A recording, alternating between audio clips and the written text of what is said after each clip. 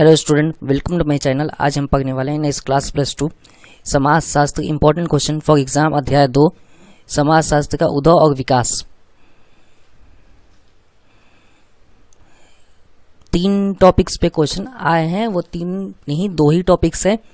एक है आपके अनुभाविक विधि और दूसरा है सामाजिक संरचना। इस पे 2 अलग अलग क्वेश्चन है, आप खुद देखेंगे तो आपको पता लगेगा। ये पैटर्न है, 29 क्वेश्चन के होते हैं आपके पेपर में। 1, 2, 6 और 4 के क्वेश्चन होते हैं। 100 नंबर का पेपर होता है। 3 घंटे टाइम होते हैं आपके पास लिखने के लिए। अध्याय 2 समाज शास्त्र का उद्भव और विकास। क्वेश्चन नंबर 1, सामाजिक अनुसंधान में अनुभाविक विधि क्या है? 17 में आया हुआ क्वेश्चन 2 मार्क्स में है। अनुसंधान का मतलब इंग्लिश में आपने सुना होगा रिसर्च।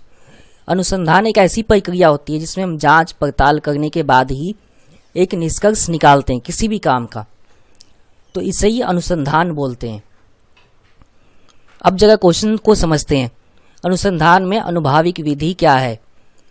हमने जो रिसर्च करना है यानी जांच पड़ताल करना है, वो एक्सपीरियंस तजुर्बे के आधार पर निष्कर्ष को निकालना है, उसे ही हम बोलते हैं अनुसंधान अनुभाविक विधि। यानी जो रिसर्च हो गया वो अनुभव के आधार पर होगा।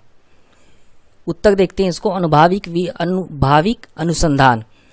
अनुभववाद अध्ययन के लिए वह दृष्टिकोण है जिसके अनुसार यह माना जाता है कि मानव ज्ञान की सभी शाखाएं प्रत्यक्ष अनुभव से विकसित हुई है। अगर अनुभव ही नहीं होगा तो आपका किसी भी कार्य में विकास नहीं हो सकता है। तो यही बोला गया कि सभी शाखाएं यानी सभी जितनी भी शाखाएं होती हैं कार्य के, समाज के, संरचना के, वो सब अनुभव के आधार पर ही विकसित होती है। अर्थात ज्ञान जो अनुभाविक पद्धति से प्राप्त होता है वो अनुभववाद अंग्रेजी शब्द या अंग्रेजी भाषा में एम्पेरिकल शब्द, लैटिन शब्द एम्पेरिकस से लिया गया है, जिसका अर्थ अपना अनुभव।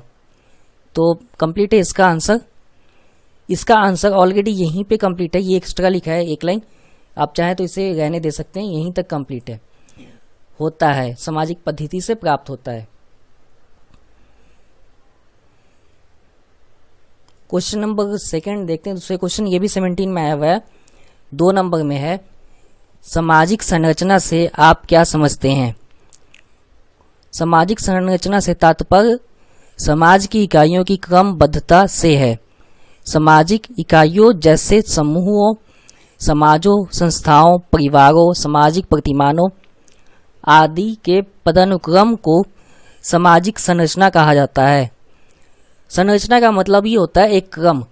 अब आप कभी भी स्कूल तो सभी स्टूडेंट गए हैं तो उन्हें पता होगा कि स्कूल में सबसे पहले प्रार्थना कराई जाती है, तो प्रार्थना के लिए लाइन बनाई जाती है, वो एक क्रम है।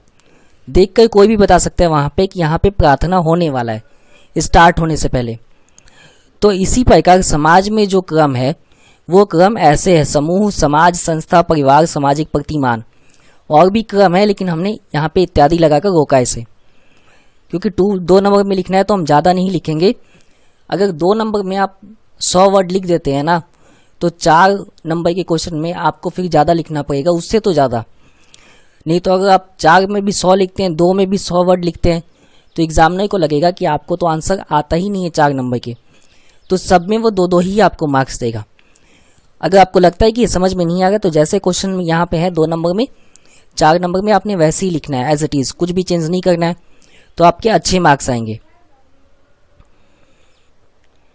क्वेश्चन नंबर 3 देखते हैं। सामाजिक संरचना की विभिन्न इकाइयों को सूचीबद्ध कीजिए। 17 में 2 मार्क्स में है।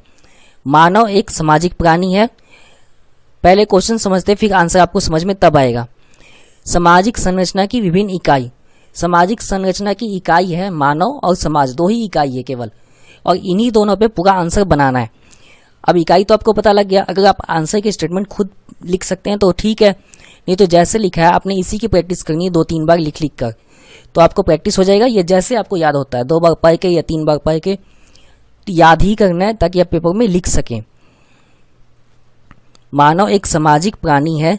समाज और सामाजिक जीवन मानव स्वभाव है। इस तरह समाज मानव के साथ चलता है, इसीलिए समाज मनुष्य में निहित है। मनुष्य ने अपनी आवश्यकताओं के लिए समाज को बाहर से नहीं बुलाया, समाज के अंदर ही मनुष्य जीता, ये रूल है। तो यहाँ पे इतने लाइन का यही मीनिंग है। अगर हम एक कमरे की बात की जाए तो कमरा हो गया आपका समाज, और कमरे के अंदर आप खड़े हैं तो वो हो गया मनुष्य। ऐसी ही है सामाजिक संरचना, और ये पूरी इकाई है संरचना की। अगर ये दो नहीं होंगे तो इकाई संरचना ही नहीं बनेगा। इसलिए इन्हीं पे पूरा स्टेटमेंट है आंसर पे। इस प्रकार अब देखते हैं आंसर एक बारी। इस प्रकार यदि मनुष्य के रूप में मनुष्य की कोई परिभाषा दी जाए तो उसे उसके मानव समाज से अलग नहीं किया जा सकता। जैसा बोला कि यही दो इकाई हैं, तो मनुष्य को या समाज को अलग आप नहीं कर सकते।